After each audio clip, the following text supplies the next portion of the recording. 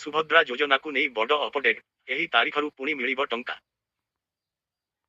ସୁଭଦ୍ରା ଯୋଜନାରେ ହିତାକାରୀଙ୍କୁ ପ୍ରଥମ କିସ୍ତି ମିଳିସାରିଛି। 5,000 ଟଙ୍କା ପାଇ ଖୁସି ଅଛନ୍ତି ମହିଳା। କିନ୍ତୁ ବର୍ତ୍ତମାନ ମଧ୍ୟ ଅନେକ ହିତାକାରୀ ଏହି ଟଙ୍କା ପାଇବାକୁ ବାଦ୍ ପଡ଼ିଛନ୍ତି। ଏନେଇ ଅନେକ ଅସନ୍ତୁଷ୍ଟ ପ୍ରକାଶ କରିଛନ୍ତି। ଯଦି ଆପଣଙ୍କୁ ମଧ୍ୟ ସୁଭଦ୍ରା ଯୋଜନାର ପ୍ରଥମ କିସ୍ତି ମିଳିନାହିଁ, ତାହେଲେ ଆପଣ ମଧ୍ୟ ବ୍ୟସ୍ତ ହୁଅନ୍ତୁ ନାହିଁ। ଏକଥା ଆମେ କହୁନାହୁଁ, ବରଂ ଖୋଦ ଉପମୁଖ୍ୟମନ୍ତ୍ରୀ ସୂଚନା ଦେଇଛନ୍ତି। ସମସ୍ତଙ୍କ ଆକାଉଣ୍ଟକୁ ପର୍ଯ୍ୟାୟକ୍ରମେ ପଇସା ଯିବ ବୋଲି ପ୍ରଭାତୀ ପରିଡା କହିଛନ୍ତି। ବିଳମ୍ବ ହେଲେ ମଧ୍ୟ ଯୋଗ୍ୟ ହିତାକାରୀଙ୍କୁ ସୁଭଦ୍ରା ଟଙ୍କା ମିଳିବା ନେଇ ସେ ଘୋଷଣା କରିଛନ୍ତି। ଉପମୁଖ୍ୟମନ୍ତ୍ରୀ କହିଛନ୍ତି, ଆପଣ ସୁଭଦ୍ରା ଟଙ୍କାକୁ ନେଇ ଜମା ବି ଭ୍ରମିତ ହୁଅନ୍ତୁ ନାହିଁ। ବ୍ୟାଙ୍କରୁ ଟଙ୍କା ନ ଉଠେଇଲେ ସରକାର ଟଙ୍କା ଫେରେଇ ନେବେ ବୋଲି ଯେଉଁ ଗୁଜବ ହେଉଛି ତାହା ସତ୍ୟ ନୁହେଁ।